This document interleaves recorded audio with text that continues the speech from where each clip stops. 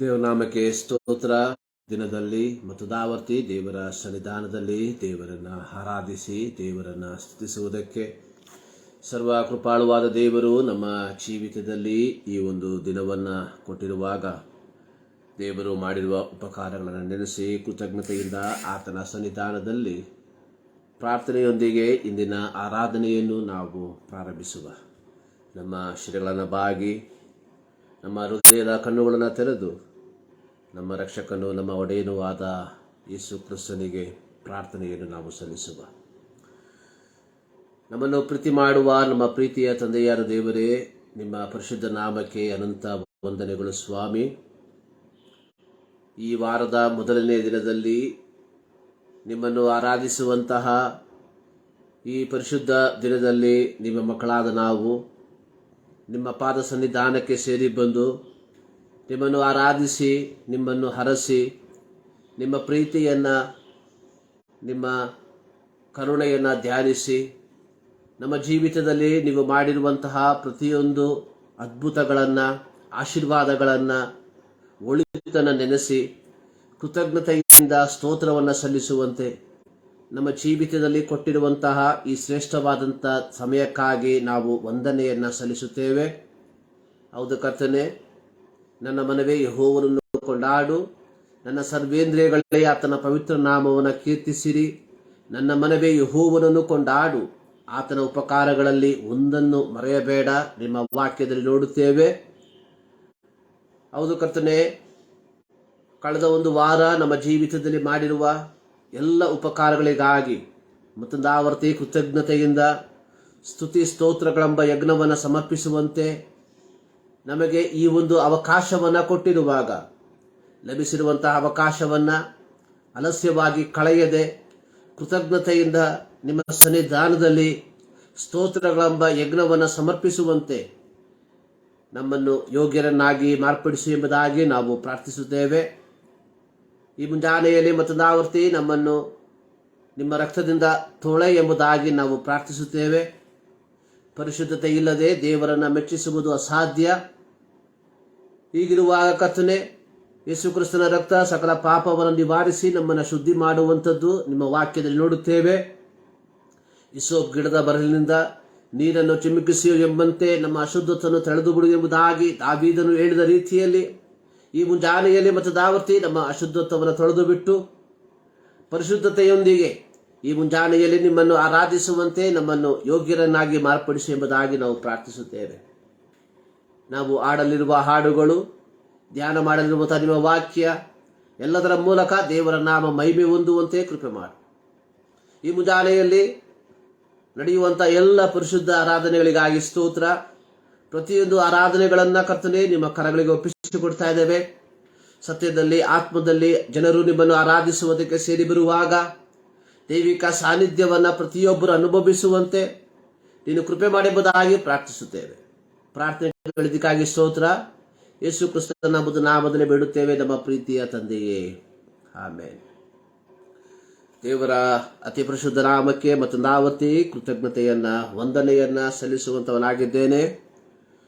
ಈ 2023 4ನೇ ತಿಂಗಳಿನ ಪ್ರಾರಂಭ ಭಾನುವಾರ ದೇವರ ಸನ್ನಿಧಾನದಲ್ಲಿ ದೇವರನ್ನ ಆರಾಧಿಸುವುದಕ್ಕೆ ದೇವರು ನಮ್ಮ ಜೀವಿತದಲ್ಲಿ ಈ ಒಂದು ಅವಕಾಶವನ್ನು ಕೊಟ್ಟಿರುವಾಗ ದೇವರು ಕೊಟ್ಟಿರುವಂತಹ ಅವಕಾಶಗಳನ್ನು ದೇವರ ನಾಮದ ಮಹಿಮೆಗೋಸ್ಕರವಾಗಿ ನಾವು ಉಪಯೋಗಿಸುವಂತೆ ಸರ್ವಶಕ್ತನಾದ ದೇವರು ನಮ್ಮ ಜೀವಿತದಲ್ಲಿ ಈ ಒಂದು ಸಮಯವನ್ನು ಕೊಟ್ಟಿದ್ದಾನೆ. ಅದಕ್ಕಾಗಿ ನಾವು ವಂದನೆಯನ್ನು ಸಲ್ಲಿಸುವ.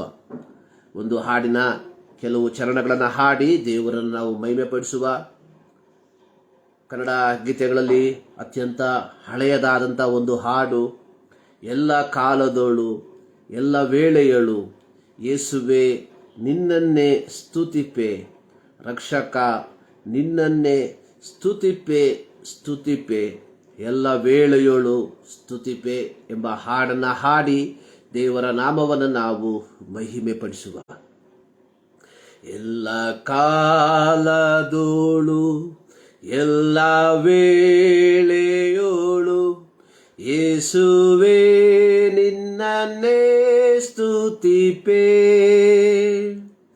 ರಕ್ಷಕ ನಿನ್ನನ್ನೇ ಸ್ತುತಿಪೆ ಸ್ತುತಿಪೆ, ಎಲ್ಲ ವೇಳೆಯೋಳು ಸ್ತುತಿಪೆ. ಯೇಸುವೇ ನಿನ್ನನ್ನೇ ಸ್ತುತಿಪೆ ಸ್ತುತಿಪೆ, ಎಲ್ಲ ವೇಳೆಯೋಳು ಸ್ತುತಿಪೆ. ಆದಿಯು ನೀನೇ, ಅಂತ್ಯವು ನೀನೇ, ಜ್ಯೋತಿಯು ನೀನೇ, ನನ್ ಸ್ವಂತವು ನೀನೇ. ಆದಿಯು ನೀನೇ, ಅಂತ್ಯವು ನೀನೇ, ಜ್ಯೋತಿಯು ನೀನೇ, ನನ್ ಸ್ವಂತವು ನೀನೇ. ಎಲ್ಲ ಕಾಲದೋಳು ಎಲ್ಲ ವೇಳೆಯೋಳು ಯೇಸುವೇ ನಿನ್ನನ್ನೇ ಸ್ತುತಿಪೆ. ರಕ್ಷಕ ನಿನ್ನನ್ನೇ ಸ್ತುತಿಪೆ ಸ್ತುತಿಪೆ, ಎಲ್ಲ ವೇಳೆಯೋಳು ಸ್ತುತಿಪೆ.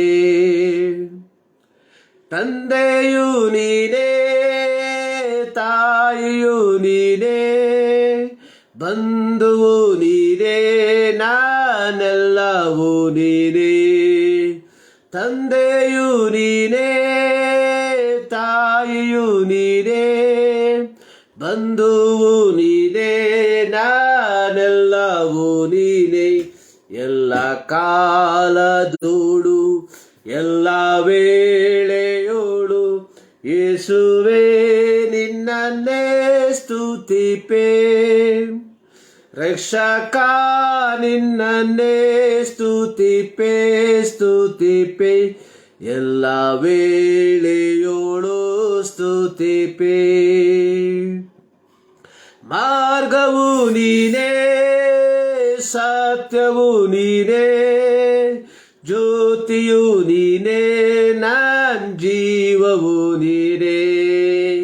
ಮಾರ್ಗವು ನೀನೇ, ಸತ್ಯವು ನೀನೇ, ಜ್ಯೋತಿಯು ನೀನೇ, ನನ್ ಜೀವವು ನೀನೇ. ಎಲ್ಲ ಕಾಲದೋಳು ಎಲ್ಲ ವೇಳೆಯೋಳು ಯೇಸುವೇ ನಿನ್ನನ್ನೇ ಸ್ತುತಿಪೆ. ರಕ್ಷಕ ನಿನ್ನನ್ನೇ ಸ್ತುತಿಪೆ ಸ್ತುತಿಪೆ, ಎಲ್ಲ ವೇಳೆಯೋಳು ಸ್ತುತಿಪೆ.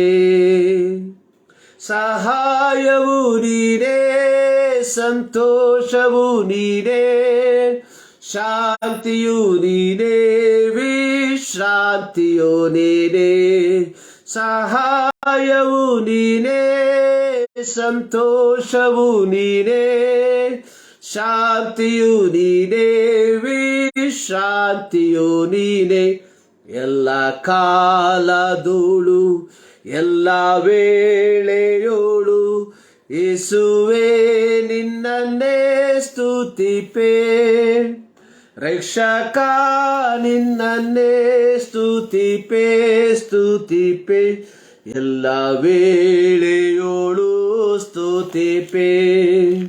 ಯೇಸುವೇ ನಿನ್ನನ್ನೇ ಸ್ತುತಿಪೆ ಸ್ತುತಿಪೆ, ಎಲ್ಲ ವೇಳೆಯೋಳು ಸ್ತುತಿಪೆ. ರಕ್ಷಕ ನಿನ್ನನ್ನೇ ಸ್ತುತಿಪೆ ಸ್ತುತಿಪೆ, ಎಲ್ಲ ವೇಳೆಯೋಳು ಸ್ತುತಿಪೆ.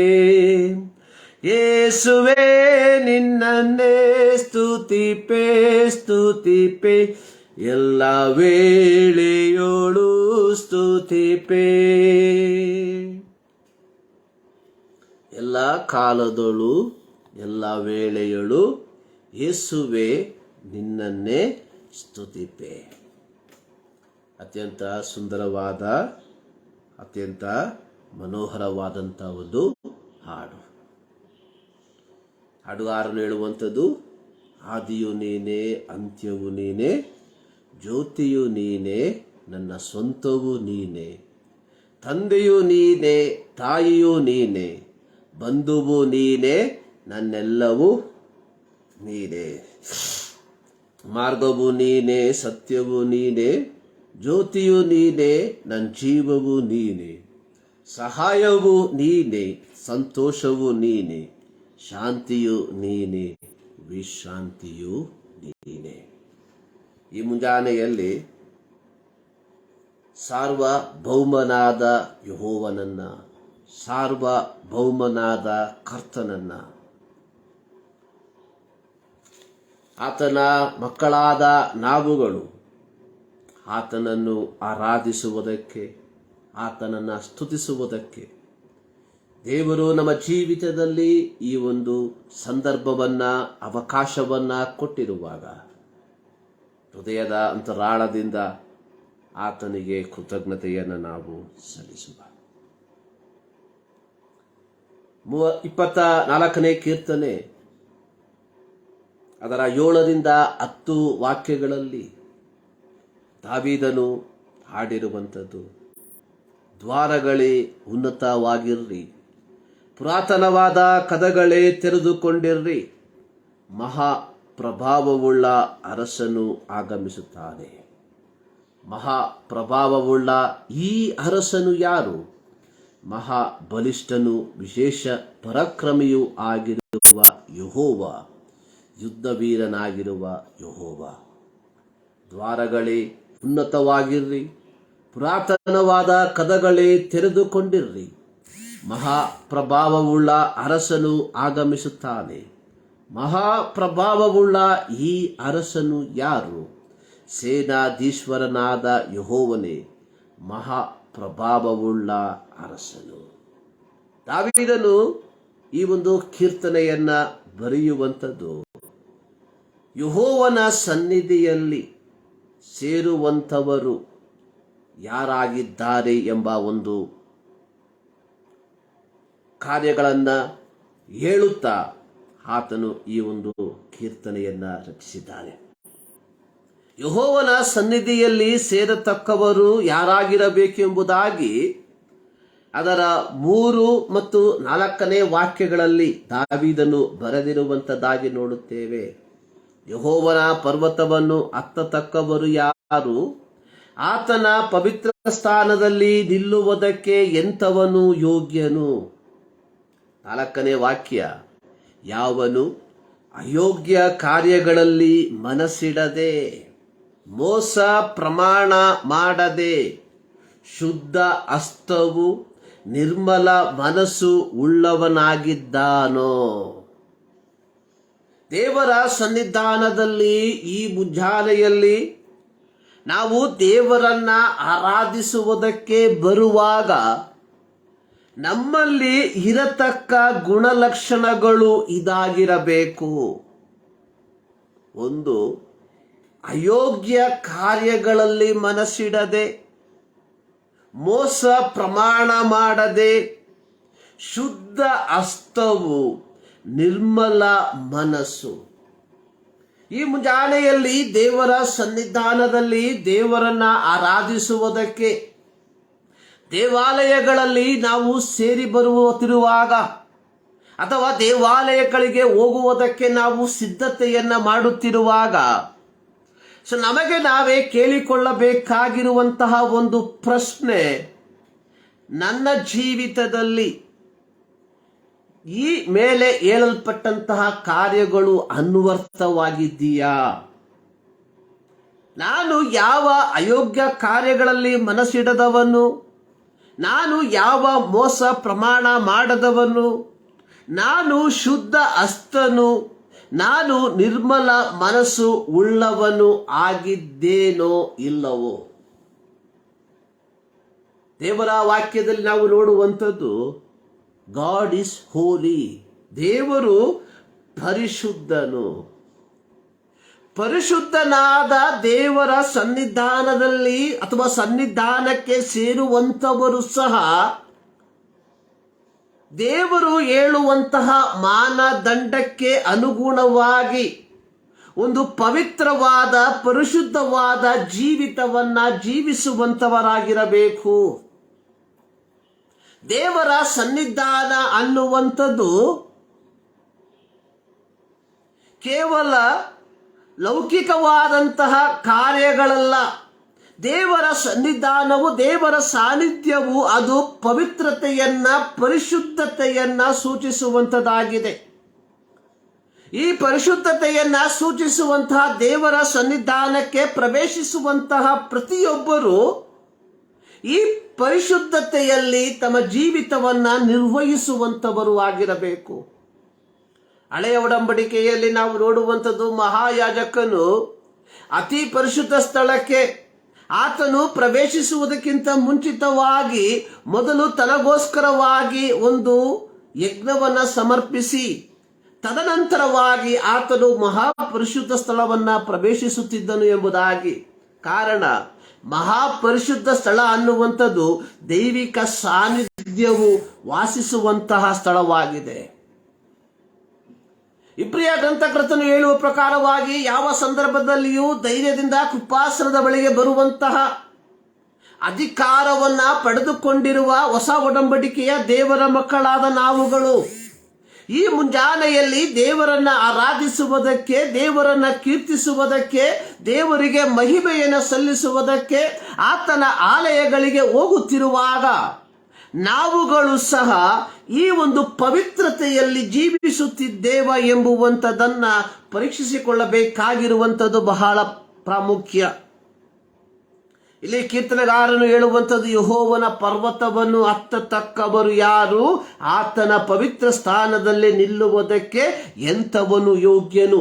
2 ಪ್ರಶ್ನೆಗಳನ್ನ ಹೇಳಿ ಅದಕ್ಕೆ 4 ವಿಧದ ಉತ್ತರಗಳನ್ನ ಕೊಡುವಂಥದ್ದಾಗಿ ನಾವು ನೋಡುತ್ತೇವೆ. ಅದರ 6ನೇ ವಾಕ್ಯದಲ್ಲಿ ತಿರುಗಿ ದಾವೀದನು ಹೇಳುವಂಥದ್ದು, ಇಂಥವರೇ ಆತನ ದರ್ಶನವನ್ನ ಬಯಸುವರು. ಯಾಕೋಬ್ಯರ ದೇವರೇ, ನಿನ್ನ ಸಾನ್ನಿಧ್ಯವನ್ನು ಸೇರುವವರು ಇಂಥವರೇ. ಎಂಥವರು? ಅಯೋಗ್ಯ ಕಾರ್ಯಗಳಲ್ಲಿ ಮನಸ್ಸಿಡದವರು, ಮೋಸ ಪ್ರಮಾಣ ಮಾಡದವರು, ಶುದ್ಧ ಹಸ್ತರು, ನಿರ್ಮಲ ಮನಸ್ಸು ಉಳ್ಳವರೇ ನಿನ್ನ ದರ್ಶನವನ್ನ ಬಯಸುವಂಥವರು, ನಿನ್ನ ಸಾನ್ನಿಧ್ಯವನ್ನ ಸೇರುವಂಥವರು. ಪ್ರಿಯರೇ, ದೇವರ ಸಾನ್ನಿಧ್ಯ ಅನ್ನುವಂಥದ್ದು ಸಾಧಾರಣವಾಗಿ ನಾವು ಕೂಡುವಂತಹ ಯಾವುದೋ ಒಂದು ಸ್ಥಳವಲ್ಲ. ದೇವರ ಸಾನ್ನಿಧ್ಯ, ದೇವರ ಆಲಯ ಅನ್ನುವಂಥದ್ದು ಅದು ಪರಿಶುದ್ಧವಾಗಿರುವಂಥದ್ದು. ಪೌಲನು ಕೊರಿಂಥದಲ್ಲಿರುವಂತಹ ವಿಶ್ವಾಸಿಗಳಿಗೆ ಬರೆಯುವಾಗ ಹೇಳುವಂಥದ್ದು, ನೀವು ದೇವರ ಆಲಯವಾಗಿದ್ದೀರಿ, ದೇವರ ಆತ್ಮನು ನಿಮ್ಮಲ್ಲಿ ವಾಸ ಮಾಡ್ತಾ ಇದ್ದಾನೆ. ಸೊ ಹೀಗಿರುವಾಗ we should keep ourself holy. ನಾವು ನಮ್ಮನ್ನೇ ಪರಿಶುದ್ಧತೆಯಲ್ಲಿ ಕಾಪಾಡಿಕೊಳ್ಳಬೇಕಾಗಿರುವಂಥದ್ದು ಬಹಳ ಪ್ರಾಮುಖ್ಯವಾದ ಒಂದು ಘಟಕ ಎಂಬುವಂಥದ್ದನ್ನ ನಾವುಗಳು ಮರೆಯಬಾರದು. ಪ್ರಿಯರೇ, ಇಂದು ಇಡೀ ಕ್ರೈಸ್ತ ಸಮೂಹ ಗರಿಗಳ ಭಾನುವಾರ ಅಥವಾ ಹೋಸನ್ನ ಭಾನುವಾರ ಎಂಬ ದಿನವನ್ನ ಆಚರಿಸುವಂತದ್ದಾಗಿ ನಾವು ನೋಡುತ್ತೇವೆ. ಯೇಸು ಕ್ರಿಸ್ತನ ಶಿಲುಬೆಯ ಮರಣವನ್ನ ಮೇನ್ಲೈನ್ ಸಭೆಗಳು ಕಳೆದ 40 ದಿನಗಳಿಂದ ಆಚರಿಸಿ ಬರ್ತಾ ಇದ್ದಾರೆ. ಬರಲಿರುವ ಶುಕ್ರವಾರ ಗುಡ್ ಫ್ರೈಡೆ ಅಥವಾ ಶುಭ ಶುಕ್ರವಾರದ ಹಿಂದಿನ ಭಾನುವಾರ ಅಥವಾ ಅಂದ್ರೆ ಈ ದಿನವನ್ನ ಪಾಮ್ ಸಂಡೇ, ಗರಿಗಳ ಭಾನುವಾರ ಎಂಬುದಾಗಿ ಆಚರಿಸ್ತಾ ಇದ್ದಾರೆ.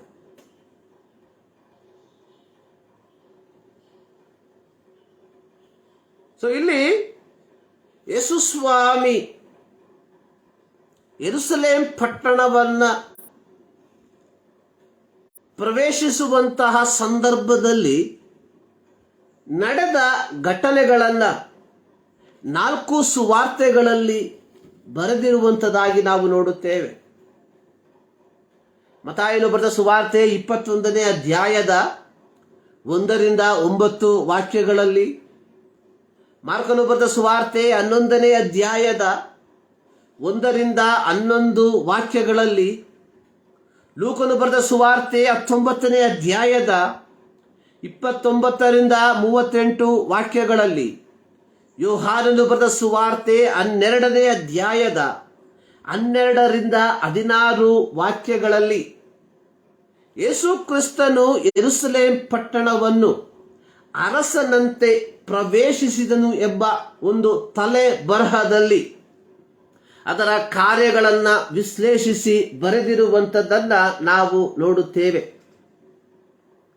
ಈ ಒಂದು ಘಟನೆ 4 ಸುವಾರ್ತೆಗಳಲ್ಲಿ ಬರೆಯಲ್ಪಟ್ಟಿರುವುದರಿಂದ ಇದು ಅತ್ಯಂತ ಪ್ರಾಮುಖ್ಯವಾದಂತಹ ಒಂದು ಭಾಗ ಎಂದರೆ ತಪ್ಪಾಗಲಾರದು. ಇದಕ್ಕಿಂತಲೂ ಮುಂಚಿತವಾಗಿಯೂ ಯೇಸು ಸ್ವಾಮಿ ಯೆರೂಸಲೇಮ್ ಪಟ್ಟಣವನ್ನ ಪ್ರವೇಶಿಸಿರುವಂತಹ ಕಾರ್ಯಗಳನ್ನ ಸುವಾರ್ತೆಗಳಲ್ಲಿ ನೋಡುತ್ತೇವೆ. ಆದರೆ ಆ ಪ್ರವೇಶಕ್ಕೂ ಈ ಪ್ರವೇಶಕ್ಕೂ ಅಜಗಜಾಂತರದ ವ್ಯತ್ಯಾಸವನ್ನು ನಾವು ನೋಡುತ್ತೇವೆ. ಯೋಹಾನನ ಸುವಾರ್ತೆಯಲ್ಲಿ ನಾವು ಹಬ್ಬದ ಕೊನೆಯ ದಿನದಲ್ಲಿ ಯೇಸು ಎದ್ದು ನಿಂತುಕೊಂಡು ಬಾಯಾರಿದವನೆಲ್ಲರೂ ನನ್ನ ಬಳಿಗೆ ಬನ್ನಿರಿ ಎಂಬ ಒಂದು ಸಂದೇಶವನ್ನ ಕೊಟ್ಟಿರುವಂಥದ್ದನ್ನು ಯೋಹಾನನ ಸುವಾರ್ತೆಯಲ್ಲಿ ನೋಡುತ್ತೇವೆ. ಅದು ಸಹ ಯೆರೂಸಲೇಮಿನಲ್ಲಿ. ಆದರೆ ಅಂದಿನ ಪ್ರವೇಶಕ್ಕೂ ಇಂದಿನ ಪ್ರವೇಶಕ್ಕೂ ಕೆಲವು ವ್ಯತ್ಯಸ್ತಕರವಾದಂತಹ ಸನ್ನಿವೇಶಗಳನ್ನು ನಾವು ನೋಡುವಂತವರಾಗಿದ್ದೇವೆ.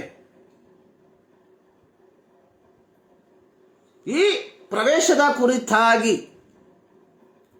ಯೇಸು ಸ್ವಾಮಿ ಅಥವಾ ಯೇಸು ಕ್ರಿಸ್ತನು ಯೆರೂಸಲೇಮ್ ಪಟ್ಟಣವನ್ನ ಪ್ರವೇಶಿಸುವಂತಹ ಅರಸನಂತೆ ಪ್ರವೇಶಿಸುವಂತಹ ಈ ಪ್ರವೇಶದ ಕುರಿತಾಗಿ ಹಳೆಯ ಒಡಂಬಡಿಕೆಯಲ್ಲಿಯೂ ಸಹ ಬರೆದಿರುವಂಥದ್ದನ್ನು ನಾವು ನೋಡುವಂತವರಾಗಿದ್ದೇವೆ. ಜಕರ್ಯನ ಪ್ರವಾದನ ಗ್ರಂಥ 9ನೇ ಅಧ್ಯಾಯ ಅದರ 9ರಿಂದ ಕೆಲವು 9ನೇ ವಾಕ್ಯಗಳನ್ನು ನಾವು ಕಲಿಯುವಾಗ ಯೇಸು ಕ್ರಿಸ್ತನ ಜನನಕ್ಕಿಂತಲೂ ಸುಮಾರು 500 ವರ್ಷಗಳ ಮುಂಚೆ ಜೀವಿಸಿದ ಪ್ರವಾದಿಯಾದ ಜಕರ್ಯನು ಈ ರೀತಿಯಾಗಿ ಪ್ರವಾದನ ರೂಪದಲ್ಲಿ ಹೇಳಿರುವಂತಹ ಮಾತು ಅಲ್ಲಿ ಬರೆದಿರುವಂಥದ್ದು, ಚಿಯೋನ್ ನಗರಿಯೇ ಬಹು ಸಂತೋಷ ಪಡು, ಯೆರೂಸಲೇಮ್ ಪುರಿಯೇ ಹರ್ಷ ಧ್ವನಿಗೈ, ನೋಡು ನಿನ್ನ ಅರಸು ನಿನ್ನ ಬಳಿಗೆ ಬರುತ್ತಾನೆ, ಆತನು ನ್ಯಾಯವಂತನು, ಸುರಕ್ಷಿತನು, ಶಾಂತ ಗುಣವುಳ್ಳವನಾಗಿಯೂ ಕತ್ತೆಯನ್ನು, ಹೌದು ಪ್ರಾಯದ ಕತ್ತೆ ಮರಿಯನ್ನು ಹತ್ತಿದವನಾಗಿ ಬರುತ್ತಾನೆ. ಪ್ರಾರಂಭದ ಒಂದು ಸಂದರ್ಭದಲ್ಲಿ ಯೇಸು ಸ್ವಾಮಿ ಯೆರೂಸಲೇಮ್ ಪಟ್ಟಣವನ್ನ ಪ್ರವೇಶಿಸುವಂಥದ್ದು ಆತನು ಕಾಲ್ನಡಿಗೆಯ ಮೂಲಕವಾಗಿ. ಆದರೆ ಈ ಬಾರಿ ಯೇಸು ಸ್ವಾಮಿ ಯೆರೂಸಲೇಮ್ ಪಟ್ಟಣವನ್ನ ಪ್ರವೇಶಿಸುವಂಥದ್ದು ಒಬ್ಬ ಶಾಂತಿಯ ದೂತನಾಗಿ. ಹಳೆಯ ಒಡಂಬಡಿಕೆಯ ಕಾಲಗಳಲ್ಲಿ 2 ರೀತಿಯ ವಾಹನಗಳನ್ನು ನಾವು ನೋಡುತ್ತೇವೆ. ಒಂದು ಕುದುರೆ ಸವಾರಿ, ಎರಡನೇದು ಕತ್ತೆ ಮೇಲೆ ಮಾಡುವಂತಹ ಒಂದು ಸವಾರಿ. ಯುದ್ಧಕ್ಕೆ ಹೋಗುವಂತಹ ಭಟರುಗಳು, ಯುದ್ಧಕ್ಕೆ ಹೋಗುವಂತಹ ರಾಜನು ಕುದುರೆಯ ಮೇಲೆ ತನ್ನ ಪ್ರಯಾಣವನ್ನು ಬಳಸುವಂತವನಾಗಿದ್ದರೆ, ಶಾಂತಿಯ ಸಂದೇಶವನ್ನು ಸಾರುವಂತಹ ವ್ಯಕ್ತಿಗಳು ಕತ್ತೆಯ ಮೇಲೆ ತಮ್ಮ ಯಾತ್ರೆಯನ್ನ ಮಾಡುತ್ತಿದ್ದರು ಎಂಬುದಾಗಿ ನಾವು ನೋಡುತ್ತೇವೆ. ಇಲ್ಲಿ ಪ್ರವಾದಿಯಾದ ಜಕರ್ಯನು ಮಸ್ಸೀಯನು ಅಥವಾ ರಕ್ಷಕನು ಯಾವ ರೀತಿಯಾಗಿ ಯೆರೂಸಲೇಮ್ ಪಟ್ಟಣವನ್ನ ಪ್ರವೇಶಿಸಲಿದ್ದಾನೆ ಎಂಬುವಂಥದ್ದನ್ನ ಯೇಸು ಸ್ವಾಮಿ ಯೆರೂಸಲೇಮ್ ಪಟ್ಟಣವನ್ನ ಪ್ರವೇಶಿಸುವುದಕ್ಕಿಂತಲೂ ಸುಮಾರು 500 ವರ್ಷಗಳ ಮುಂಚೆಯೇ ಆತನು ಪ್ರವಾದನ ರೂಪವಾಗಿ ಹೇಳಿರುವಂಥದ್ದನ್ನು ನೋಡುತ್ತೇವೆ. ಆ ಒಂದು ಪ್ರವೇಶದ ಸಂದರ್ಭದಲ್ಲಿ ಸಂಭವಿಸಲಿರುವ ಕಾರ್ಯಗಳನ್ನು ಸಹ ಇಲ್ಲಿ ಪ್ರವಾದಿ ಹೇಳುವಂತವನಾಗಿದ್ದಾನೆ. ಇಲ್ಲಿ ಪ್ರವಾದಿ ಹೇಳುವಂಥದ್ದು, ಚಿಯೋನ್ ನಗರಿಯೇ ಬಹು ಸಂತೋಷ ಪಡು, ಯೆರೂಸಲೇಮ್ ಪುರಿಯೇ ಹರ್ಷಧ್ವನಿ ಗೈ, ನೋಡು ನಿನ್ನ ಅರಸನು ನಿನ್ನ ಬಳಿಗೆ ಬರುತ್ತಾನೆ. ತದನಂತರವಾಗಿ ಆ ಅರಸನ ಗುಣಲಕ್ಷಣಗಳನ್ನ ಪ್ರವಾದಿಯಾದ ಜಕರ್ಯನು ಹೇಳುವಂಥದ್ದಾಗಿ ನೋಡುತ್ತೇವೆ.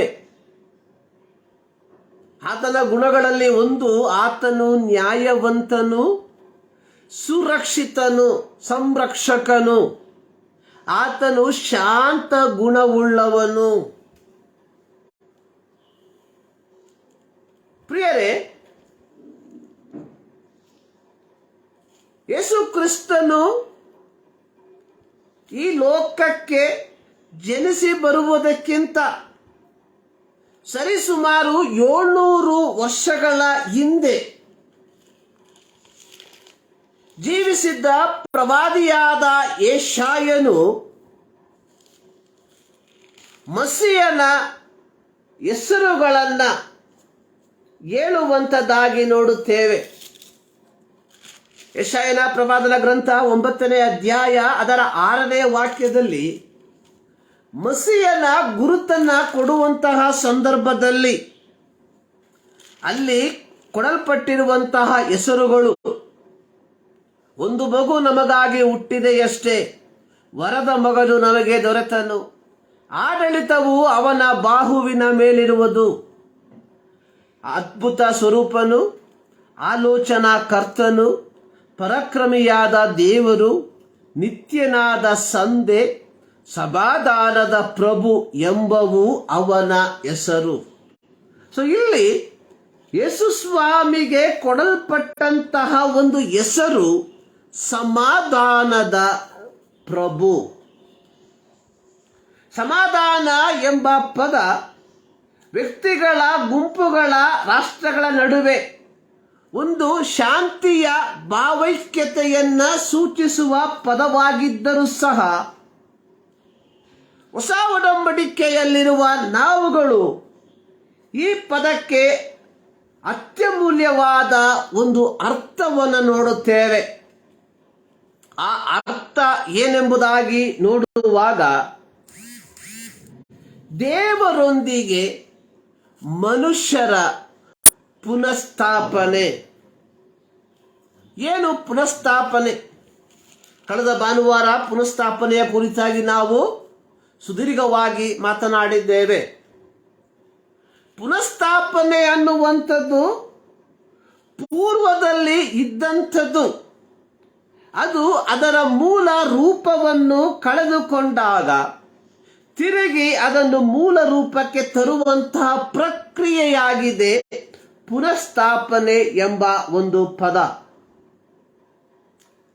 ಸೊ ಇಲ್ಲಿ ದೇವರು ಆದಿಯಲ್ಲಿ ಮನುಷ್ಯನ ಸೃಷ್ಟಿ ಮಾಡಿ ಮನುಷ್ಯನೊಂದಿಗೆ ಒಂದು ಐಕ್ಯತೆಯಲ್ಲಿ ಅಥವಾ ಒಂದು ಸಮಾಧಾನದ ಬಾಂಧವ್ಯದಲ್ಲಿ ಆತನು ಜೀವಿಸುತ್ತಿದ್ದನು. ಆದರೆ ಮನುಷ್ಯನು ದೇವರ ಮಾತನ್ನು ಮೀರಿ ಪಾಪ ಮಾಡಿದಾಗ ಆ ಒಂದು ಬಾಂಧವ್ಯಕ್ಕೆ ಧಕ್ಕೆ ಉಂಟಾಯಿತು ಅಥವಾ ಚ್ಯುತಿ ಬಂದಿತು. ಸೊ ಯಾವಾಗ ದೇವರೊಂದಿಗೆ ಇದ್ದಂತಹ ಸಮಾಧಾನದ ಒಪ್ಪಂದ ಪಾಪದ ಮೂಲಕ ಬೇರ್ಪಟ್ಟು ಹೋಗಿತ್ತು, ತಿರುಗಿ ಆ ಒಂದು ಸಮಾಧಾನ ಬಂಧವನ್ನು ಪುನಃಸ್ಥಾಪಿಸುವುದಕ್ಕೋಸ್ಕರವಾಗಿ ಸರ್ವಶಕ್ತನಾದ ಯೇಸು ಕ್ರಿಸ್ತನು ಈ ಲೋಕಕ್ಕೆ ಬಂದು ನಮಗೋಸ್ಕರವಾಗಿ ದೇವರಿಂದ ದೂರ ಹೋದಂತಹ ಮನುಷ್ಯರನ್ನ ದೇವರೆಡೆಗೆ ಒಂದುಗೂಡಿಸುವ ಒಂದು ಪ್ರಕ್ರಿಯೆಯನ್ನ ಆತನು ಮಾಡುವಂಥದ್ದಾಗಿ ನಾವು ನೋಡುವಂಥವರಾಗಿದ್ದೇವೆ. ಎಫೆಸ ಪತ್ರಿಕೆ 2ನೇ ಅಧ್ಯಾಯದಲ್ಲಿ ನಾವು ನೋಡುವಾಗ ಅದರ 13ನೇ ವಾಕ್ಯದಲ್ಲಿ ಅಪೊಸ್ತಲನಾದ ಪೌಲನು ಹೇಳಿರುವಂಥದ್ದು, ಈಗಲಾದರೂ ಮೊದಲು ದೂರವಾಗಿದ್ದ ನೀವು ಕ್ರಿಸ್ತ ಯೇಸುವನ್ನು ಸೇರಿದವರಾಗಿದ್ದು ಆತನ ರಕ್ತದ ಮೂಲಕ ಸಮೀಪಸ್ಥರಾಗಿದ್ದೀರಿ. ನಮ್ಮನ್ನು ಒಂದು ಮಾಡಿದವನಾದ ಆತನೇ ನಮಗೆ ಸಮಾಧಾನ ಕರ್ತೃವಾಗಿದ್ದಾನೆ. ಪುನಃಸ್ಥಾಪನೆ ಯಾವುದರಲ್ಲಿ? ದೇವರೊಂದಿಗೆ ಇದ್ದಂತಹ ಸಮಾಧಾನದ ಬಂಧನದಲ್ಲಿ ಅಥವಾ ಬಂಧದಲ್ಲಿ ಒಂದು ಚ್ಯುತಿ ಉಂಟಾದಾಗ, ಒಂದು ಬೇರ್ಪಡಿಕೆ ಉಂಟಾದಾಗ ಸರ್ವಶಕ್ತನಾದ ದೇವರು ಹಳೆಯ ಒಡಂಬಡಿಕೆಯಲ್ಲಿ ಪ್ರವಾದಿಯಾದ ಯೆಶಾಯನು ಹೇಳಿದ ರೀತಿಯಲ್ಲಿ ಒಬ್ಬ ಮಗನು ನಮಗೆ ಹುಟ್ಟಿದ್ದಾನೆ, ಒಬ್ಬ ವರದ ಮಗನು ನಮಗೆ ದೊರೆತಿದ್ದಾನೆ. ಆತನ ಹೆಸರುಗಳಲ್ಲಿ ಒಂದು ಹೆಸರು ಅನ್ನುವಂಥದ್ದು ಸಮಾಧಾನದ ಪ್ರಭು ಎಂಬುದಾಗಿ. ನಾವು ಜಕರ್ಯನ ಪ್ರವಾದನಾ ಪುಸ್ತಕದಲ್ಲಿ ನೋಡಿದೆವು. ಇಲ್ಲಿ ಜಕರ್ಯನು ಸಹ ಹೇಳುವಂಥದ್ದು, ಚಿಯೋನ್ ಪುರಿಯೇ, ಚಿಯೋನ್ ನಗರಿಯೇ, ಯೆರೂಸಲೇಮ್ ಪುರಿಯೇ, ನೀವು ಸಂತೋಷ ಪಡಿರಿ, ನಿಮ್ಮ ಅರಸನು ಬರುತ್ತಾನೆ, ಅವನು ಶಾಂತ ಗುಣವುಳ್ಳವನಾಗಿ ಕತ್ತೆಯನ್ನು, ಹೌದು ಕತ್ತೆಯ ಮರಿಯನ್ನು ಹತ್ತಿದವನಾಗಿ ನಿಮ್ಮ ಬಳಿಗೆ ಬರಲಿದ್ದಾನೆ ಎಂಬುದಾಗಿ. ಮಾರ್ಕನ ಸುವಾರ್ತೆ ಅದರ 11ನೇ ಅಧ್ಯಾಯದ 1ರಿಂದ 11 ವಾಕ್ಯಗಳನ್ನು ನಾವು ಗಮನಿಸಿ ನೋಡುವಾಗ, ಇಲ್ಲಿ ಯೇಸು ಸ್ವಾಮಿಯ ಯೆರೂಸಲೇಮಿನ ಪ್ರವೇಶದ ಕುರಿತಾಗಿ ಬರೆದಿರುವಂತಹ ಮಾತುಗಳನ್ನು ನಾವು ನೋಡುತ್ತೇವೆ. ನಾನು ಪ್ರಾರಂಭದಲ್ಲಿ ಹೇಳಿದೆ, ಈ ಒಂದು ಸಂಭವ, ಈ ಒಂದು ಘಟನೆ ಅತ್ಯಂತ ಪ್ರಾಮುಖ್ಯವಾಗಿರುವಂತಹ ಒಂದು ಘಟನೆ. ಅದರ ಅರ್ಥ ಸತ್ಯವೇದದಲ್ಲಿ ಬರೆದಿರುವಂತಹ ಬೇರೆ ಕಾರ್ಯಗಳು ಪ್ರಾಮುಖ್ಯವಲ್ಲ ಎಂಬುದಾಗಿ ಅಲ್ಲ. ಸತ್ಯವೇದದಲ್ಲಿ ಬರೆದಿರುವಂತಹ ಪ್ರತಿಯೊಂದು ಕಾರ್ಯಗಳು ಪ್ರಾಮುಖ್ಯವಾಗಿರುವಂತದ್ದಾಗಿದೆ. ಸತ್ಯವೇದದಲ್ಲಿರುವಂತಹ ಪ್ರತಿಯೊಂದು ಮಾತುಗಳು ನಮ್ಮ ಆತ್ಮಿಕ ಜೀವಿತದ ಉನ್ನತೀಕರಣಕ್ಕೆ ಕಾರಣಭೂತವಾಗಿರುವಂಥದ್ರಲ್ಲಿ ಯಾವ ಸಂಶಯವೂ ಇಲ್ಲ. ಆದಾಗ್ಯೂ ಈ ಒಂದು ಘಟನೆ ಕೆಲವು ಹೆಚ್ಚಿನ ಪ್ರಾಮುಖ್ಯತೆಯನ್ನು ಪಡೆದುಕೊಳ್ಳುವಂಥದ್ದಾಗಿದೆ. ನಾವು 4 ಸುವಾರ್ತೆಗಳನ್ನು ಕಲಿಯುವಾಗ, ಮತ್ತಾಯನು ಬರೆದ ಸುವಾರ್ತೆ, ಮಾರ್ಕನು ಬರೆದ ಸುವಾರ್ತೆ, ಲೂಕನು ಬರೆದ ಸುವಾರ್ತೆ, ಯೋಹಾನನು ಬರೆದ ಸುವಾರ್ತೆ, ಮತ್ತಾಯ, ಮಾರ್ಕ, ಲೂಕ, ಈ 3 ಸುವಾರ್ತೆಗಳಲ್ಲಿ ಬರೆದಿರುವಂತಹ ಅನೇಕ ಕಾರ್ಯಗಳನ್ನು ಯೋಹಾನನು ತನ್ನ ಸುವಾರ್ತೆಗಳಲ್ಲಿ ಉಲ್ಲೇಖಿಸಲಿಲ್ಲ. ಯೇಸು ಸ್ವಾಮಿ ತನ್ನ ಐಹಿಕ ಸೇವೆಯ ಸಂದರ್ಭದಲ್ಲಿ ಸರಿಸುಮಾರು 46 ಸಾಮ್ಯಗಳನ್ನು, ಅಂದರೆ ಪರಲೋಕದ ಕುರಿತಾಗಿರುವ ಕಾರ್ಯಗಳನ್ನು ಭೂಲೋಕದಲ್ಲಿರುವ ವಸ್ತುಗಳೊಂದಿಗೆ, ವ್ಯಕ್ತಿಗಳೊಂದಿಗೆ ಹೋಲಿಕೆ ಮಾಡಿ ಹೇಳುವಂಥದ್ದಾಗಿದೆ ಸಾಮ್ಯ. ಪರಲೋಕ ರಾಜ್ಯದ ಕುರಿತಾಗಿರುವಂತಹ 46 ಕಾರ್ಯಗಳನ್ನು ಸಾಮ್ಯದ ರೂಪವಾಗಿ ಹೇಳಿದ್ದಾರೆ. ಈ ಎಲ್ಲ ಸಾಮ್ಯಗಳನ್ನು ನಾವು ಮತ್ತಾಯ, ಮಾರ್ಕ, ಲೂಕನ ಸುವಾರ್ತೆಗಳಲ್ಲಿ ಕಾಣುತ್ತೇವೆ. ಆದರೆ ಯೋಹಾನನ ಸುವಾರ್ತೆಯಲ್ಲಿ ಯಾವ ಸಾಮ್ಯಗಳನ್ನು ನಾವು ಕಾಣುವುದಿಲ್ಲ. ಈ 3 ಸುವಾರ್ತೆಗಳನ್ನು ಸಿನೋಪ್ಟಿಕ್ ಗಾಸ್ಪಲ್ ಎಂಬುದಾಗಿ ಕರೆಯುತ್ತಾರೆ. ಅಂದರೆ ಸರಿ ಸಮಾನಾಂತರವಾಗಿರುವ ಸುವಾರ್ತೆಗಳು. ಅರ್ಥ, ಮತ್ತಾಯನು ಬರೆದ ಸುವಾರ್ತೆಯಲ್ಲಿ, ಮಾರ್ಕನು ಬರೆದ ಸುವಾರ್ತೆಯಲ್ಲಿ, ಲೂಕನು ಬರೆದ ಸುವಾರ್ತೆಯಲ್ಲಿ ಕೆಲವು ಸಾಮ್ಯಗಳು ರಿಪೀಟ್ ಆಗಿ ಬರೆದಿರುವಂಥದ್ದಾಗಿ ನಾವು ನೋಡುವಂಥವರಾಗಿದ್ದೇವೆ. ಆದರೆ ಯೋಹಾನನ ಸುವಾರ್ತೆಯಲ್ಲಿ ಅಂತಹ ಯಾವ ಸಾಮ್ಯಗಳನ್ನು ನಾವು ಕಾಣುವುದಿಲ್ಲ. ಅದು ಮಾತ್ರವಲ್ಲದೆ ಯೋಹಾನನ ಸುವಾರ್ತೆ ಒಂದು ಪ್ರತ್ಯೇಕವಾದ ರೀತಿಯಲ್ಲಿ ಬರೆದಿರುವಂಥದ್ದಾಗಿ ಸಹ ನಾವು ನೋಡುವಂಥವರಾಗಿದ್ದೇವೆ. ಆದರೆ ಯೇಸು ಕ್ರಿಸ್ತನ ತನ್ನ ಐಹಿಕ ಸೇವೆಯ ಕೊನೆಯ ಗಳಿಗೆಯ ಈ ಸಂದರ್ಭಗಳನ್ನು, ಈ ಘಟನೆಗಳನ್ನು 4 ಸುವಾರ್ತೆಗಳಲ್ಲಿ ಬರೆದಿರುವುದಾಗಿ ನಾವು ನೋಡುವಂಥವರಾಗಿದ್ದೇವೆ. ಇಲ್ಲಿ ನಾವು ಮಾರ್ಕನ ಸುವಾರ್ತೆಯಲ್ಲಿ ನಾವು ನೋಡುವಾಗ, ಯೇಸು ಸ್ವಾಮಿ ತನ್ನ ಶಿಷ್ಯರಲ್ಲಿ 2 ಕರೆದು ಅವರಿಗೆ ಒಂದು ದೌತ್ಯವನ್ನ ಕೊಡುವಂಥದ್ದಾಗಿ ನೋಡುತ್ತೇವೆ. ಆ ದೌತ್ಯ ಏನೆಂದರೆ, ನೀವು ನಿಮ್ಮ ಎದುರಿನಲ್ಲಿರುವ ಹಳ್ಳಿಗೆ ಹೋಗಿ ಅಲ್ಲಿ ಕಟ್ಟಿರುವ ಒಂದು ಕತ್ತೆಯನ್ನು, ಅದರ ಮರಿಯನ್ನು ಬಿಚ್ಚಿಕೊಂಡು ಬನ್ನಿರಿ. ಇದುವರೆಗೂ ಯಾರು ಹತ್ತದೇ ಇರುವಂತಹ ಒಂದು ಕತ್ತೆ ಮರಿಯನ್ನ ನೀವು ಅದನ್ನ ಬಿಚ್ಚಿಕೊಂಡು ಬನ್ನಿರಿ. ಸೊ ಇದನ್ನು ಬಿಚ್ಚುವಾಗ ಯಾರಾದರೂ ಏನನ್ನಾದರೂ ಕೇಳಿದರೆ ಅಥವಾ ಗುರುವಿಗೆ ಅವಶ್ಯವಿದೆ ಎಂಬುದಾಗಿ, ಹೀಗೆ ಯೇಸುವಿನ ಅಥವಾ ಗುರುವಿನ ಮಾತನ್ನು ಕೇಳಿ ಹೊರಟಂತಹ ಈ ಶಿಷ್ಯರು ಅದರ 5ನೇ ವಾಕ್ಯದಲ್ಲಿ ನೋಡುತ್ತೇವೆ, ಬೀದಿಯಲ್ಲಿ ಹೊರಗೆ ಬಾಗಿಲಿನ ಹತ್ತಿರ ಒಂದು ಕತ್ತೆ ಮರಿ ಕಟ್ಟಿರುವುದನ್ನು ಕಂಡು ಅದನ್ನ ಬಿಚ್ಚಿದರು. ಯೇಸು ಸ್ವಾಮಿ ಮುಂದೆ ನಡೆಯಲಿರುವ ಪ್ರತಿಯೊಂದು ಕಾರ್ಯಗಳನ್ನು ಕುಲಂಕುಷವಾಗಿ ಮುಂಚಿತವಾಗಿಯೇ ತನ್ನ ಶಿಷ್ಯರಿಗೆ ತಿಳಿಸಿರುವಂಥದ್ದನ್ನು ನಾವು ನೋಡುತ್ತೇವೆ. ಇಲ್ಲಿ 2ನೇ ವಾಕ್ಯದಲ್ಲಿ ಯೇಸು ಹೇಳಿರುವಂಥದ್ದು, ನೀವು ಊರೊಳಗೆ ಸೇರುತ್ತಿರುವಾಗಲೇ ಅಲ್ಲಿ ಕಟ್ಟಿರುವ ಒಂದು ಕತ್ತೆ ಮರಿಯನ್ನು ಕಾಣುವಿರಿ. 4ನೇ ವಾಕ್ಯದಲ್ಲಿ ನಾವು ನೋಡುವಂಥದ್ದು, ಆ ಶಿಷ್ಯರು ಹೋಗಿ ಬೀದಿಯಲ್ಲಿ ಹೊರಗಿನ ಬಾಗಿಲ ಹತ್ತಿರ ಒಂದು ಕತ್ತೆ ಮರಿ ಕಟ್ಟಿರುವುದನ್ನ ಕಂಡರು. ಯೇಸು ಸ್ವಾಮಿ ಹೇಳಿದು, ಅದನ್ನು ಬಿಚ್ಚಿಕೊಂಡು ಬನ್ನಿರಿ. ಯಾವನಾದರೂ ನಿಮ್ಮನ್ನು ಏನು ಹೀಗೆ ಮಾಡುವುದೆಂದು ಕೇಳಿದರೆ ಇದು ಸ್ವಾಮಿಯವರಿಗೆ ಬೇಕಾಗಿದೆ ಎಂದು ಹೇಳಿರಿ. 5ನೇ ವಾಕ್ಯದಲ್ಲಿ ನೋಡುತ್ತೇವೆ, ಅಲ್ಲಿ ನಿಂತಿದ್ದವರಲ್ಲಿ ಕೆಲವರು ಈ ಮರಿಯನ್ನು ಬಿಚ್ಚಿ ಏನು ಮಾಡುತ್ತೀರಿ ಎಂದು ಅವರನ್ನು ಕೇಳಿದಕ್ಕೆ ಯೇಸು ಹೇಳಿದಂತೆ ಅವರು ಹೇಳಿದಾಗ ಅವರು ಆ ಜನರು ತೆಗೆದುಕೊಂಡು ಗುಡಿಸಿದರು.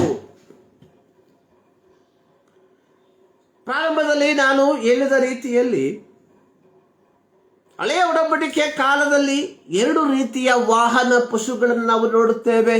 ಒಂದು ಕುದುರೆ, ಎರಡನೆಯದು ಕತ್ತೆ. ಕುದುರೆ ಯುದ್ಧದ ಸಮಾಚಾರವನ್ನ ಅಥವಾ ಶೀಘ್ರವಾಗಿ ತಲುಪಿಸಬೇಕಾದ ಸಮಾಚಾರವನ್ನ ತಲುಪಿಸುವುದಕ್ಕೆ ಉಪಯೋಗಿಸುವಂತಹ ಒಂದು ಪ್ರಾಣಿಯಾಗಿದ್ದರೆ, ಕತ್ತೆಯು ಸಮಾಧಾನದ ಅಥವಾ ಶಾಂತಿಯ ವರ್ತಮಾನವನ್ನ ತಲುಪಿಸುವಂತಹ ಒಂದು ಪ್ರಾಣಿಯಾಗಿತ್ತು. ದೇವರ ವಾಕ್ಯದಲ್ಲಿ ನಾವು ನೋಡುವಂತಹ ಸಂದರ್ಭದಲ್ಲಿ ಪ್ರತ್ಯೇಕವಾಗಿ ನ್ಯಾಯಸ್ಥಾಪಕರುಗಳ ಪುಸ್ತಕ ಅದರ 10ನೇ ಅಧ್ಯಾಯ ಅದರ 1 ರಿಂದ 5 ವಾಕ್ಯಗಳಲ್ಲಿ 2 ನ್ಯಾಯಾಧಿಪತಿಗಳ ಕುರಿತಾಗಿ ಬರೆಯಲ್ಪಟ್ಟಿದೆ. ನ್ಯಾಯಸ್ಥಾಪಕರುಗಳು 10ನೇ ಅಧ್ಯಾಯ 1 ರಿಂದ 5 ವಾಕ್ಯ. ಅಲ್ಲಿ ಅಭಿಮಲೇಖನ ತರುವಾಯ ಇಸ್ಸಾಕಾರ್ ಕುಲದ ಪೂವನ ಮಗನಾದ ದೋದೋಮಿನ ಮಗನು ಆಗಿದ್ದ ತೋಲನು ಎದ್ದು ಇಸ್ರಾಯೇಲರನ್ನ ರಕ್ಷಿಸಿದನು. 2ನೇ ವಾಕ್ಯ, 23 ವರ್ಷಗಳವರೆಗೆ ಇಸ್ರಾಯೇಲರನ್ನು ಪಾಲಿಸಿದ ನಂತರ ಸತ್ತು ಶಾಮಾರಿನಲ್ಲಿ ಹೂಳಲ್ಪಟ್ಟನು. 3ನೇ ವಾಕ್ಯ ಪ್ರಾರಂಭವಾಗುವಂಥದ್ದು, ಗಿಲ್ಯಾದ್ಯನಾದ ಯಾಯೀರನು ಎದ್ದು ಇಸ್ರಾಯೇಲರನ್ನು 22 ವರ್ಷ ಪಾಲಿಸಿದನು. ಇವನಿಗೆ 30 ಮಂದಿ ಮಕ್ಕಳಿದ್ದರು. ಇವರಿಗೆ 30 ಸವಾರಿ ಕತ್ತೆಗಳು. ಗಿಲ್ಯಾದ್ ದೇಶದಲ್ಲಿ 30 ಊರುಗಳು ಇದ್ದವು. ಯಾಯೀರನು ಸತ್ತು ಕಾಮೋನಿನಲ್ಲಿ ಹೂಣಲ್ಪಟ್ಟನು. ಇಂದು ನಾವು ಓದಿದ ವಾಕ್ಯಕ್ಕೂ ಈ ನ್ಯಾಯಸ್ಥಾಪಕಗಳ ಪುಸ್ತಕಕ್ಕೂ ಯಾವ ಸಂಬಂಧವಿದೆ ಎಂಬುದಾಗಿ ನಾವು ನೆನೆಸಬಹುದು. ನ್ಯಾಯಸ್ಥಾಪಕಗಳ ಪುಸ್ತಕ 9ನೇ ಅಧ್ಯಾಯವನ್ನ ನಾವು ಕಲಿಯುವಾಗ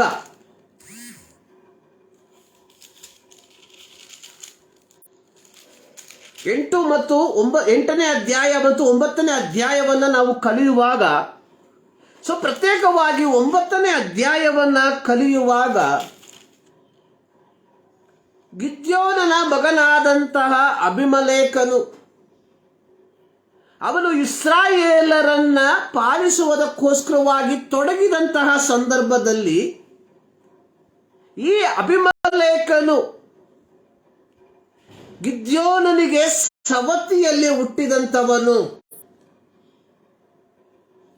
ಗಿದ್ಯೋನನ ಮರಣದ ನಂತರವಾಗಿ ಗಿದ್ಯೋನನ ಮಕ್ಕಳಲ್ಲಿ ಯಾರಾದರೂ ಇಸ್ರಾಯೇಲರ ಪಾಲಕರಾಗುತ್ತಾರೆ ಎಂಬುದಾಗಿ ಮನಗೊಂಡಂತಹ ಈ ಅಬಿಮೆಲೆಕನು ಕೆಲವು ಕಾಕಾಪೋಕರ ಸಹಾಯದಿಂದ ಗಿದ್ಯೋನನ 70 ಮಂದಿ ಮಕ್ಕಳನ್ನ ಕೊಂದು ಹಾಕಿದ. ಅದರಲ್ಲಿ ಒಬ್ಬನು ಮಾತ್ರ ಉಳಿದುಕೊಂಡನು ಎಂಬುದಾಗಿ ನಾವು ಸತ್ಯವೇದದಲ್ಲಿ ನೋಡ್ತೇವೆ. ಅಂದ್ರೆ ದೇಶದಲ್ಲಿ ಅರಾಜಕತೆ ವಾಸಿಸುವಂತಹ ಒಂದು ಸಂದರ್ಭ. ಈ ಅಬಿಮೆಲೆಕನು ದೈವಿಕವಾದಂತಹ ನಿಯೋಗದಿಂದ ನೇಮಿಸಲ್ಪಟ್ಟಂತವನಲ್ಲ. ಈ ಅಬಿಮೆಲೆಕನು ತನ್ನ ಕೆಟ್ಟ ಬುದ್ಧಿಯಿಂದ ಇಸ್ರಾಯೇಲರ ಪಾಲಕನಾಗಿ ಎದ್ದಂತಹ ವ್ಯಕ್ತಿಯಾಗಿದ್ದನು.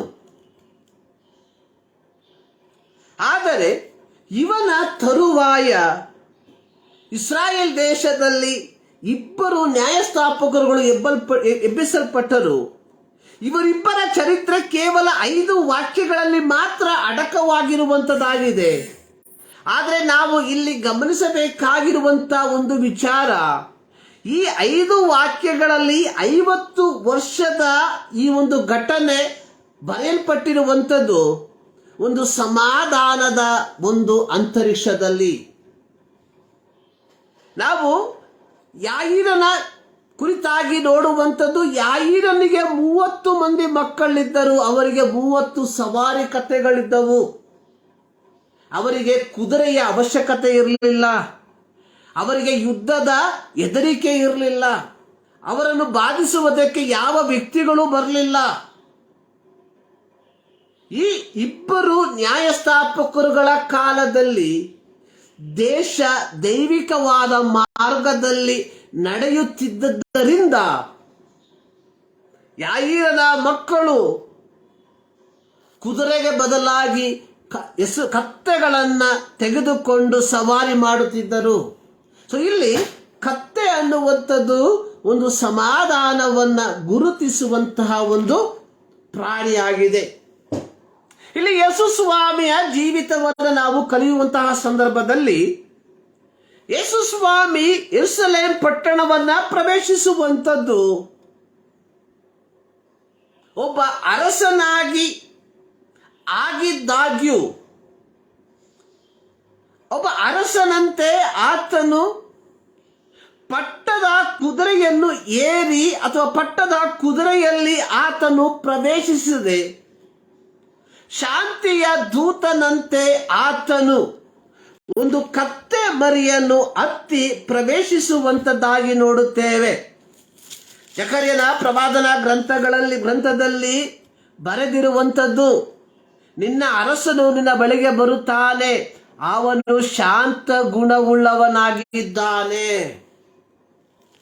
ಈ ಮಸೀಯನಿಗೆ ಇರುವಂತಹ ಒಂದು ಪ್ರತ್ಯೇಕತೆ ಅನ್ನುವಂಥದ್ದು, ಈತನು ಶಾಂತಿಯ ಸದ್ವರ್ತಮಾನವನ್ನ ತಿಳಿಯಪಡಿಸುವಂತವನು. ಸೊ ಅದುವರೆಗೂ ಯಹೂದ್ಯರು ರೋಮ ಸಾಮ್ರಾಜ್ಯದ ಆಳ್ವಿಕೆಗೆ ಒಳಪಟ್ಟವರಾಗಿ ನಾನಾ ವಿಧವಾದಂತಹ ಪ್ರತಿಕೂಲಗಳಲ್ಲಿ ಹಾದು ಹೋಗುತ್ತಿರುವಾಗ ಇಸ್ರಾಯೇಲರು ಸರ್ವಶಕ್ತನಾದ ದೇವರು ಹಳೆ ಒಡಂಬಡಿಕೆಯಲ್ಲಿ ಹೇಳಿರುವ ಪ್ರಕಾರವಾಗಿ ಒಬ್ಬ ರಕ್ಷಕನನ್ನ ಎದುರು ನೋಡುತ್ತಿರುವಾಗ, ಒಬ್ಬ ರಕ್ಷಕನು ಯೆರೂಸಲೇಮ್ ಪಟ್ಟಣವನ್ನ ಪ್ರವೇಶಿಸುವಂಥದ್ದು ಐಹಿಕವಾಗಿರುವಂತಹ ಒಂದು ರಾಜ್ಯವನ್ನ ಸ್ಥಾಪಿಸುವುದಕ್ಕೋಸ್ಕರವಾಗಿ ಅಲ್ಲ, ಬದಲಾಗಿ ಒಂದು ಆತ್ಮಿಕವಾದ ರಾಜ್ಯವನ್ನ ಸ್ಥಾಪಿಸುವುದಕ್ಕೋಸ್ಕರವಾಗಿ.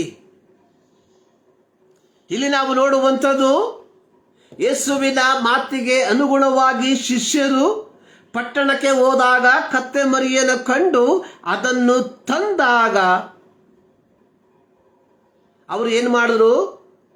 ತಮ್ಮ ಬಟ್ಟೆಗಳನ್ನು ಆ ಕತ್ತೆಯ ಮೇಲೆ ಹಾಕಲು ಆತನು ಅದರ ಮೇಲೆ ಕೂತುಕೊಂಡನು. ಇದನ್ನು ಗಮನಿಸುತ್ತಿದ್ದಂತಹ ಜನಸಮೂಹ ಅವರು ತಮ್ಮ ಬಟ್ಟೆಗಳನ್ನು ದಾರಿಯಲ್ಲಿ ಹಾಸಿದರು. ಇನ್ನು ಕೆಲವರು ತೋಟಗಳಿಂದ ಚಿಗುರುಗಳನ್ನು ಕೊಯ್ದು ತಂದು ದಾರಿಯಲ್ಲಿ ಹಾಸಿದರು. ಸೊ ಅಂದು ಯೆರೂಸಲೇಮಿನಲ್ಲಿ ಪರ್ಣಶಾಲೆಯ ಹಬ್ಬ ನಡೆಯುವಂತಹ ಒಂದು ಸಂದರ್ಭ. ಪರ್ಣಶಾಲೆಗಳ ಹಬ್ಬವನ್ನು ಆಚರಿಸುವುದಕ್ಕೆ ಬಂದಂತಹ ಯಹೂದ್ಯರು ಯೇಸು ಸ್ವಾಮಿ ಯೆರೂಸಲೇಮ್ ಪಟ್ಟಣವನ್ನ ಒಬ್ಬ ಅರಸನಂತೆ ಪ್ರವೇಶಿಸುವುದನ್ನು ಕಂಡಾಗ ಅವರುಗಳು ಏನು ಮಾಡಿದ್ರು? ತಮ್ಮ ಬಟ್ಟೆಗಳನ್ನು ಮಾತ್ರವಲ್ಲ, ಕೆಲವು ಮರದ ಚಿಗುರುಗಳನ್ನು ಕಡಿದು ತಂದು ಆತನ ದಾರಿಯಲ್ಲಿ ಹಾಕಿದರು ಎಂಬುದಾಗಿ ನಾವು ನೋಡುತ್ತೇವೆ. ಸೊ ಇಲ್ಲಿಗೆ ಮುಗಿಯಲಿಲ್ಲ. ಹೀಗೆ ತಂದಂತಹ ಜನರು 9ನೇ ವಾಕ್ಯದಲ್ಲಿ ಹೇಳುವಂಥದ್ದು, ಅವರು ಜಯ, ಕರ್ತನ ಹೆಸರಿನಲ್ಲಿ ಬರುವವನಿಗೆ ಆಶೀರ್ವಾದ, ನಮ್ಮ ಪಿತೃವಾದ ದಾವೀದನ ರಾಜ್ಯವು ಬರುತ್ತದೆ, ಅದಕ್ಕೆ ಆಶೀರ್ವಾದ, ಮೇಲಣ ಲೋಕಗಳಲ್ಲಿ ಜಯ ಎಂದು ಆರ್ಭಟಿಸಿದರು. 118ನೇ ಕೀರ್ತನೆ ಅದರ 33ನೇ ವಾಕ್ಯದಲ್ಲಿ ಇಸ್ರಾಯೇಲ್ ಮಕ್ಕಳು ಪರ್ಣಶಾಲೆಗಳ ಹಬ್ಬವನ್ನ, ಇದು ಸರಿಸುಮಾರು 7 ದಿನ ನಡೆಯುವಂತಹ ಒಂದು ಹಬ್ಬ. ಅಂದರೆ ಪ್ರಥಮ ಫಲವನ್ನು ಕೊಯ್ದು ಅದನ್ನು ದೇವರಿಗೆ ನೈವೇದ್ಯವಾಗಿ ಸಮರ್ಪಿಸುವಂತಹ ಒಂದು ಹಬ್ಬ ಪರ್ಣಶಾಲೆಗಳ ಹಬ್ಬ ಅಥವಾ ಗುಡಾರಗಳ ಹಬ್ಬ, the feast of tabernacle. So ಈ 7 ದಿನಗಳಲ್ಲಿ ದೇವಾಲಯದಲ್ಲಿ ಪಠಿಸುತ್ತಿದ್ದಂತಹ ಒಂದು ಕೀರ್ತನೆಯಾಗಿತ್ತು 118ನೇ ಕೀರ್ತನೆ. ಸೊ ಈ ಕೀರ್ತನೆಯ 25ನೇ ವಾಕ್ಯದಲ್ಲಿ ಕೀರ್ತನೆಗಾರನು ಬರೆದಿರುವಂಥದ್ದು, ಯೆಹೋವನೇ ದಯವಿಟ್ಟು ರಕ್ಷಿಸು. ನಾವು ಮಾರ್ಕನು ಬರೆದ ಸುವಾರ್ತೆ 11ನೇ ಅಧ್ಯಾಯದ 9ನೇ ವಾಕ್ಯದಲ್ಲಿ ನೋಡುವಂಥದ್ದು, ಆತನ ಹಿಂದೆಯೂ ಮುಂದೆಯೂ ಹೋಗುತ್ತಿದ್ದವರು ಜಯ ಎಂಬುದಾಗಿ ಕೂಗಿದರು ಎಂಬುದಾಗಿ. ಮೂಲ ಭಾಷೆಯಲ್ಲಿ ಜಯ ಎಂಬ ಪದಕ್ಕೆ ಉಪಯೋಗಿಸಿರುವಂತಹ ಪದ ಹೋಸನ್ನ. ಹೋಸನ್ನ ಪದದ ಅರ್ಥ ಏನು? ಹೋಸನ್ನ ಎಂಬುದಾಗಿ ನಾವು ಹೇಳುವಾಗ ದೇವರನ್ನ ಸ್ತುತಿಸುವುದು ಎಂಬುದಾಗಿ ನಾವು ನೆನೆಸ್ತೇವೆ. ಆದರೆ ಹಳೆ ಒಡಂಬಡಿಕೆಯನ್ನ ನಾವು ಕೂಲಂಕುಷವಾಗಿ ಕಲಿಯುವಂತ ಸಂದರ್ಭದಲ್ಲಿ ಹೋಸನ್ನ ಎಂಬ ಪದದ ಅರ್ಥ ಕರ್ತನೇ ರಕ್ಷಿಸು. ಇದು ವೇದನೆಯಿಂದ ದೇವರಲ್ಲಿ ಮೊರೆಯಿಡುವಂತಹ ಒಂದು ಶಬ್ದ, ಸಂಕಟದಿಂದ ದೇವರಲ್ಲಿ ಪ್ರಾರ್ಥಿಸುವಂತಹ ಒಂದು ಶಬ್ದ. 118ನೇ ಕೀರ್ತನೆಯಲ್ಲಿ ಆ ಜನ ಆಡುತ್ತಿದ್ದಂಥದ್ದು, ಯೆಹೋವನೇ ದಯವಿಟ್ಟು ರಕ್ಷಿಸು. Save us from our enemies. ನಮ್ಮ ವಿರೋಧಿಗಳಿಂದ ನಮ್ಮನ್ನು ರಕ್ಷಿಸು. ನಮ್ಮನ್ನು ಹಗೆ ಮಾಡುವವರಿಂದ ನಮ್ಮನ್ನು ರಕ್ಷಿಸು. ನಮ್ಮನ್ನು ವಿರೋಧಿಸುವವರಿಂದ ನಮ್ಮನ್ನು ರಕ್ಷಿಸು. ಓಸಿಯಾನ, ಲಾರ್ಡ್ ಸೇವ್ us. ಕರ್ತನೇ ರಕ್ಷಿಸು. ಇದನ್ನ ಇಲ್ಲಿ ಜನರು ಹೇಳುವಂತವರಾಗಿದ್ದಾರೆ.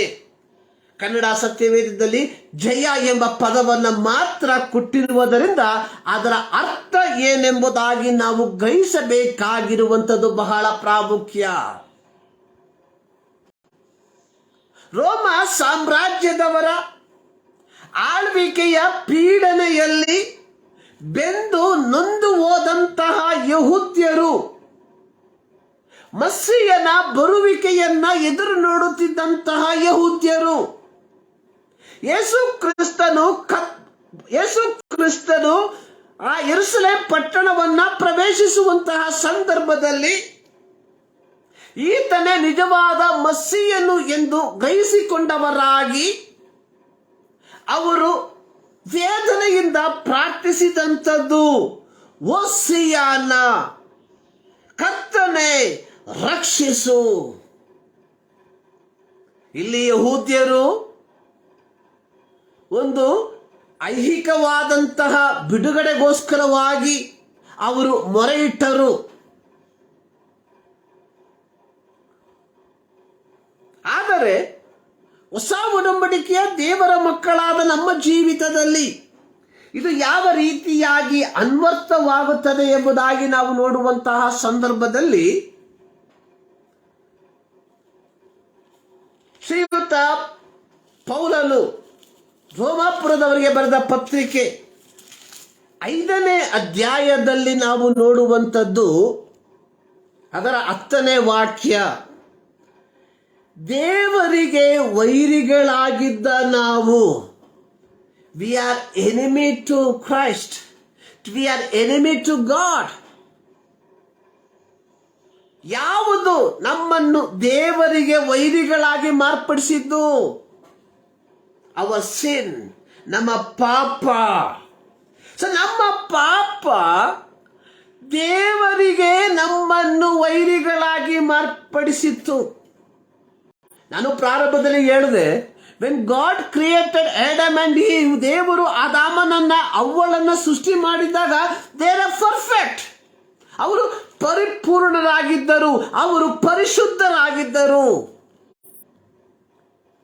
They have a close intimation with God, ದೇವರೊಂದಿಗೆ ಒಂದು ಅವಿಭಾಜ್ಯವಾದಂತಹ ಒಂದು ಸಂಬಂಧವನ್ನು ಅವರು ಇಟ್ಟುಕೊಂಡಿದ್ದರು.